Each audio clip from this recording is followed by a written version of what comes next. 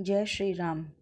वर्तमान वसंत ऋतु के बीतने पर जब पुनः दूसरा वसंत आया तब तक 1 वर्ष समय पूरा हो गया था। उस समय शक्तिशाली राजा दशरथ संतान के लिए अश्वमेध यज्ञ की दीक्षा लेने के निमित्त वशिष्ठ जी के समीप गए।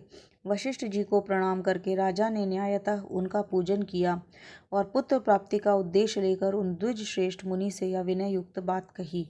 ब्राह्मण मुनि प्रवर, आप शास्त्र विधि के अनुसार मेरा यज्ञ कराएं और यज्ञ के अंगभूत अश्व संचारण आदि में ब्रह्म राक्षस आदि जिस जिस तरह के विघ्न ना डाल सकें वैसा उपाय कीजिए।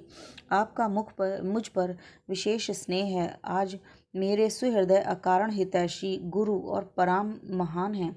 यह जो यज्ञ का भार उपस्थित हुआ है इसको आप ही वहन करें। तब बहुत अच्छा कहकर विप्रवर वशिष्ठ मुनि राजा से इस प्रकार बोले, नरेश्वर, तुमने जिसके लिए प्रार्थना की है वह सब मैं करूँगा।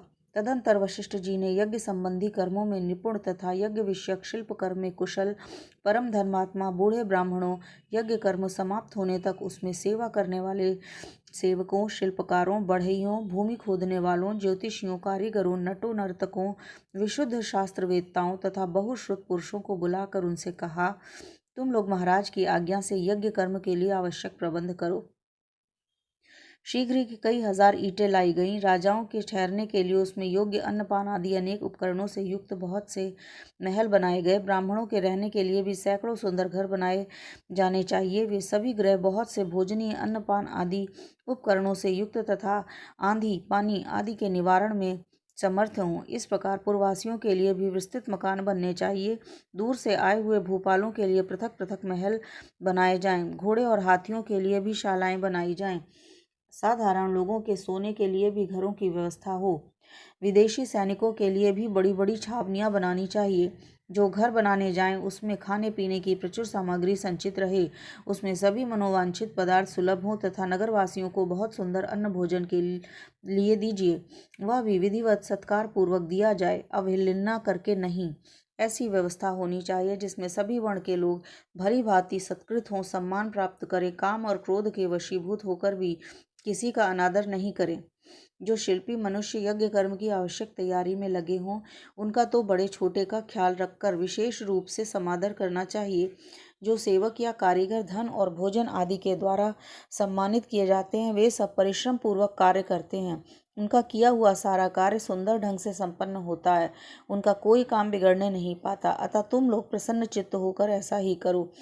तब वे सब लोग वशिष्ठ जी से मिलकर बोले, आपको जैसा अभीष्ट है उसके अनुसार ही करने के लिए अच्छी व्यवस्था की जाएगी। कोई भी काम बिगड़ने नहीं पाएगा। आपने जैसा कहा है हम लोग वैसा ही करेंगे, उसमें कोई त्रुटि नहीं आने देंगे।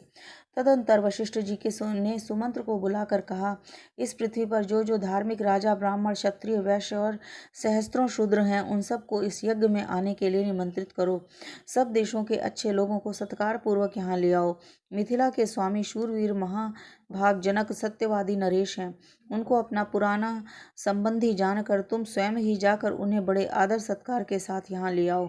इसलिए पहले तुम्हें यह बात बता देता हूँ। इसी प्रकार काशी के राजा अपने स्नेही मित्र हैं और सदा प्रिय वचन बोलने वाले हैं। वे सदाचारी तथा देवताओं के तुल्य तेजस्वी हैं। अतः उन्हें भी स्वयं ही जाकर ले आओ। कैकेय देश के बूढ़े राजा बड़े धर्मात्मा हैं। वे राज सिंह महाराज दशरथ के श्वशुर हैं। अतः उन्हें भी पुत्र सहित यहाँ ले आओ। अंग देश के स्वामी महाधनुर्धर राजा रोमपाद हमारे महाराजा के मित्र हैं। अतः उन्हें पुत्र सहित यहाँ सत्कार पूर्वक ले आओ। कौशल राज भानुमान को भी सत्कार पूर्वक ले आओ। मगध देश के राजा प्रतिज्ञ को, जो शूरवीर, सर्वशास्त्र विशारद, परम उदार तथा पुरुषों में श्रेष्ठ हैं, स्वयं जाकर सत्कार पूर्वक बुलाकर ले आओ। महाराज की आज्ञा लेकर तुम पूर्व दिशा के श्रेष्ठ नरेशों तथा सिंधु, सौवीर और सौराष्ट्र देश के भूपालों को यहाँ आने के लिए निमंत्रण दो। दक्षिण भारत के समस्त नरेशों को भी आमंत्रित करो। इस भूतल पर और भी जो जो नरेश महाराजा के प्रति स्नेह रखते हैं उन सब की सेवकों और सगे संबंधियों सहित यथासंभव शीघ्र बुला लो।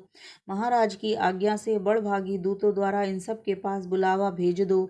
वशिष्ठ जी का यह वचन सुनकर सुमंत्र ने तुरंत ही अच्छे पुरुषों को राजाओं की बुलाहट के लिए अनेक आदेश दिए हैं। परम बुद्धिमान धर्मात्मा सुमंत वशिष्ठ मुनि की आज्ञा से खास खास राजाओं को बुलाने के लिए स्वयं ही गए हैं। यज्ञ कर्म की व्यवस्था के लिए जो सेवक नियुक्त किए गए हैं उन सब ने आकर उस समय तक यज्ञ संबंधी जो कार्य संपन्न हो गया था उनकी सबकी सूचना महर्षि वशिष्ठ को दे दी। यह सुनकर वे द्विज श्रेष्ठ मुनि बड़े प्रसन्न हुए और उन सब से बोले, भद्र पुरुषों, किसी को जो कुछ देना हो उसे अवहेलना या अनादर पूर्वक नहीं देना चाहिए, क्योंकि अनादर पूर्वक दिया हुआ दान दाता को नष्ट कर देता है, इसमें संशय नहीं है। तदंतर कुछ दिनों के बाद राजा लोग महाराज दशरथ के लिए बहुत सी रत्नों की भेंट लेकर अयोध्या में आए। इससे वशिष्ठ जी को बड़ी प्रसन्नता हुई। उन्होंने राजा से कहा, पुरुष सिंह, तुम्हारी आज्ञा से राजा लोग यहाँ आ गए। नृपश्रेष्ठ, मैंने भी यथायोग उन सबका सत्कार कर दिया। हमारे कार्यकर्ताओं ने पूर्णतः सावधान रहकर यज्ञ के लिए सारी तैयारी की है। अब तुम भी यज्ञ करने के लिए यज्ञ मंडप के समीप चलो।